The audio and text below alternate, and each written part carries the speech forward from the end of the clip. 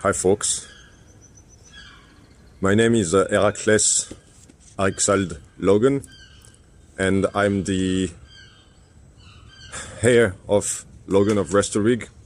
So for those who do not know Logan of Restorig, I invite you to have a look at what the Gowrie incident was. My family line has been bullied since the 17th century. They've been forfeited by Auld-Alliance and sentenced to bastardry on the basis of a illegal psyop that was led by James VI. Today I'm in Scotland. I actually grew up in France and I spent 12 years in Australia. And I'm in Scotland in order to sit on the Stone of Destiny. I'm gonna go to Perth tomorrow. I'm gonna break the glass and I'm gonna sit on the stone because the stone has chosen me. I haven't chosen it.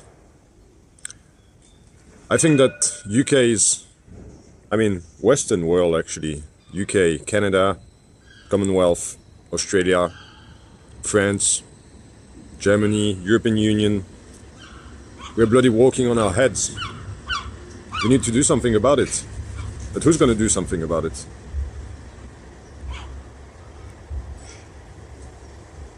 Macron was in the UK yesterday to celebrate friendship between UK and France. For 3 days, he was received at the Windsor's castle. He had a little horse tour. They enjoyed nice canopies. But these people are totally disconnected from realities. They have no decency. Let me tell you a story about when I recently did a road trip on Easter, actually this year. I did a road trip from London to Edinburgh. And I actually stopped in the city of Durham.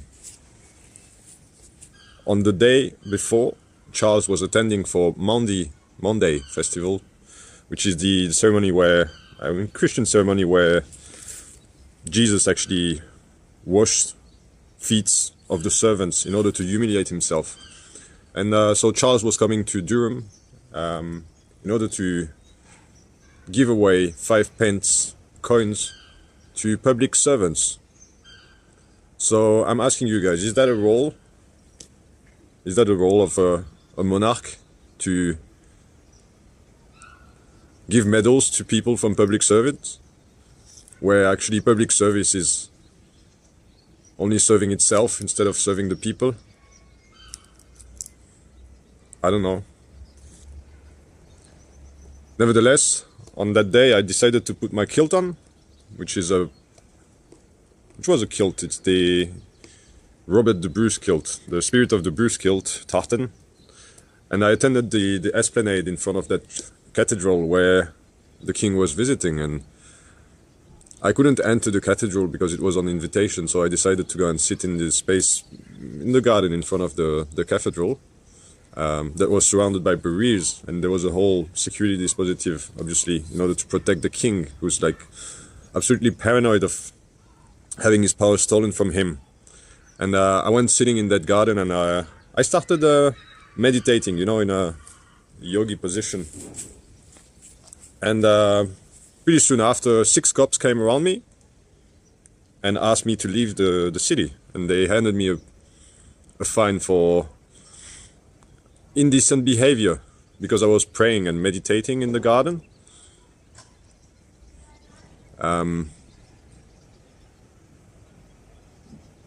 48 hours I was not allowed to remain in the city of Durham.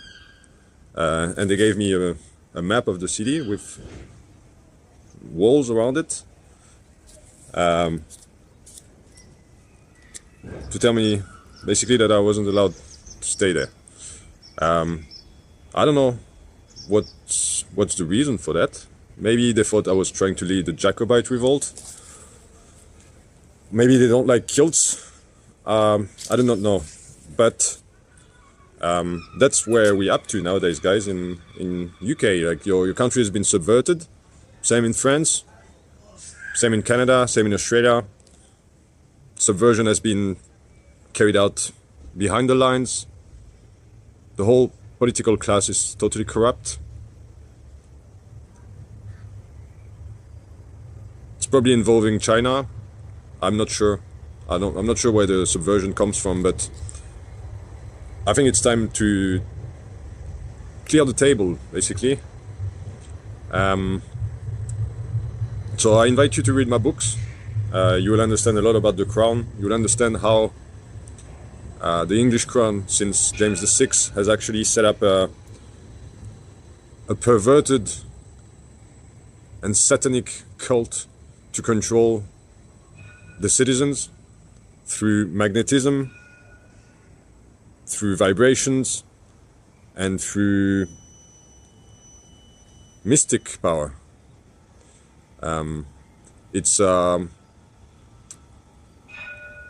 very likely has been developed by a man called Christopher Wren, who is basically the architect. He was a polymath who actually developed the plans for the St. Paul Cathedral in London, and he pretty much designed all of the reconstruction of London's churches after the Great Fires of London.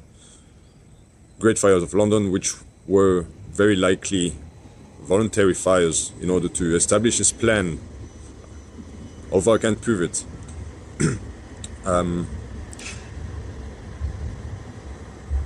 So, yeah. It's been a weird, very strange year for me. I've discovered who I was. I'm the hire of Logan of Restalrig. Logan of Restalrig was the owner of most of Edinburgh. The seventh Logan of Restalrig is said to have been a debauched man and a drunk. Although I believe he knew what was coming towards him, so he pretended to deplete all his money in order to survive, so that people would say, oh, this man is just a piece of shit, and they wouldn't kill him. Eventually, James VI claimed that he actually commanded his kidnapping with the Ruthven clan, and he inhumated his body from the grave in order to put him in trial. It's been pretty much proved that there was no involvement of Logan of Restalrig in the kidnapping of James VI, although James VI could forfeit all his goods, all his lands, and he needed money to rule. So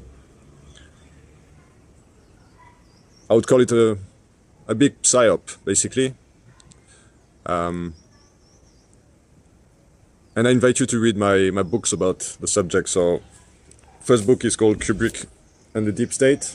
It's available online. Second book is Logan's Apocalypse, How to Catch a Leviathan. And the third book is called The Return of the Templars, because I've got a firm belief that Logan family were a Templar family that fled to Scotland after Philippe le Bel decided to burn and get rid of the Templars. And I firmly believe that Templars need to be back. We need to elevate the spirits. We need to create a new class of consciousness whose sole purpose is to do good and to repair society, and who is not interested in material goods, because that's the plague that's killing us all, is that we're all following material gains. And yeah, I think change is coming, guys. So tomorrow I'm gonna sit on the Stone of Destiny, so bear with me. And yeah, look at my work. It will help you understand who I am and where I come from and where I'm going as well. So have fun, guys.